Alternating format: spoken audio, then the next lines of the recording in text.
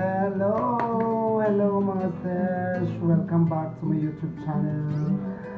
Pasensya na mga sesh, medyo hindi maganda yung voice ko today kasi medyo may ubo ang lola nyo mga sesh. My vlog for today is ipapakita ko sa inyo yung bago kong nabiling cellphone. So, papakita ko sa inyo kung maganda ba siya or ano yung laman ng cellphone na ito. Ito yung Oppo f11pro, yung bago nila ngayon. So, bago ko siya nabili kanina lang, papakita ko sa inyo mga sesh kung anong laman niya at paano gamitin siya. So, let's start mga sesh. Ito po yung packaging niya. Very pretty. Ayan, yung name niya, Oppo. And ito yung nasa likod niya. Ayan. Ayan po. So, let's start. Tingnan natin sa loob kung anong laman niya. Papakita ko lang sa inyo yung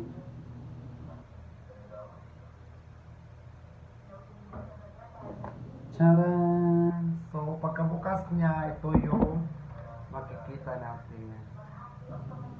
Ito yung pang tanggal ng SIM card niya tsaka yung memory card niya. So, meron siyang ganito. Ito po yung ano niya, manual niya, yung mga manual niya, dalawa siyang sesh. And then, bago tayo pumasok sa loob, ito na po yung unit niya mga sesh. Tingnan na natin yung Oppo f11pro. Ayun, yung naman niya. Yung unit niya, yung cellphone. Ayan. Ayan po. Yung napili ko pong kulay mga sis is waterfall gray. Ayan. Meron siyang tatlong kulay kasi yung napili ko yung waterfall gray. Ayan. Ganyan siya. Ito po yung harap niya. And then, meron siyang charger na napakalaki yung ano niya, katawan niya, oh. Yung charger niya. Ito yung cord. And ito yung para doon sa cellphone. Kakabit niya lang niya siya ng ganyan. Ayan. Medyo yung malaki yung ganito niya. Hindi katulad ng mga nakaraang Oppo na medyo maliit lang. And last is headset. Ito po yung headset niya. Ayun mga sesh. So,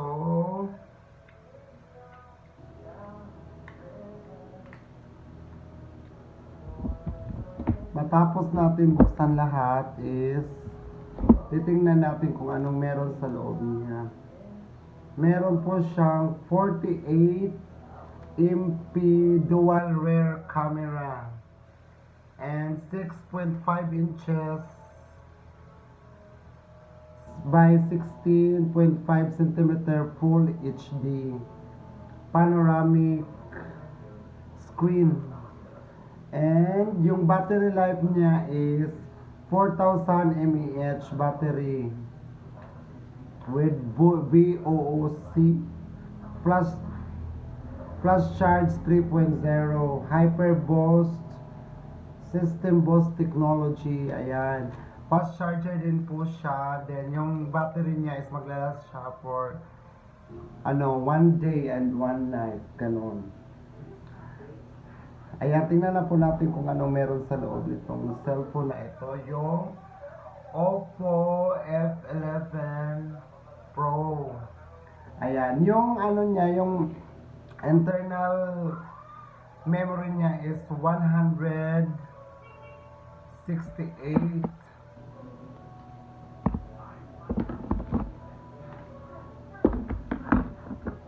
168 siya mga sis. Internal memory niya ay 128 pala. 128 ayan. Oh, 128 internal memory. So open lang po natin siya. Yan, may password na siya. Open natin. Ayun. Ayun po yung loob niya. Ganyan. Oh. Diba? Pretty lang siya. Ayan. Ayan po yung mga ano niya. Ayan. Ayan po mga sesh. Tingnan po natin yung camera niya. Ayan. Meron na po siyang auto night mode. Ayan. Bitatin nyo lang dito. Ito yung night mode niya pag sa gabi kayo nagtitake ng picture. Ayan. Try na natin. Ayan. Bongga siya mga sis. Super liwanag pag sa gabi. And then yung front camera niya, may lalabas siya ditong kadramahan pag inano mo siya. Pag front camera mo siya.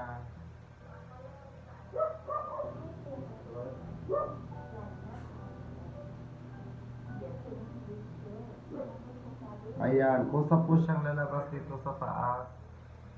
Ayan, pag naka ano na po siya, pag naka front camera, may lalabas siya dito sa taas. Message. So, balik natin sa likod. Ayun. Ayan, nakikita niyo naman.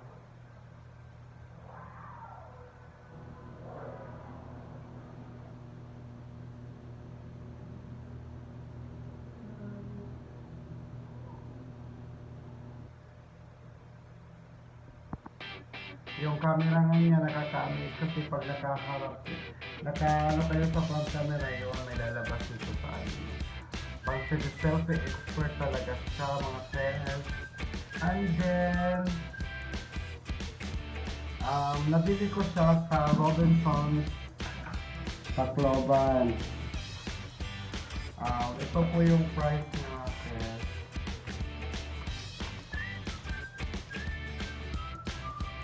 Ito. Ayun. So, maganda naman si Oppo f11pro. Maganda naman sa mga set. Tapos, meron din siyang ganito, pag-ilipin. Ayan, lagay mo lang siya na yan.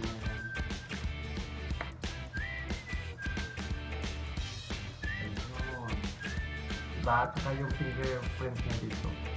Pag na-lock screen or nag-scroll kayo, pwede mo gamitin ito. Oh, ayun. So, that's all for today. Thank you so much for watching mga sesh.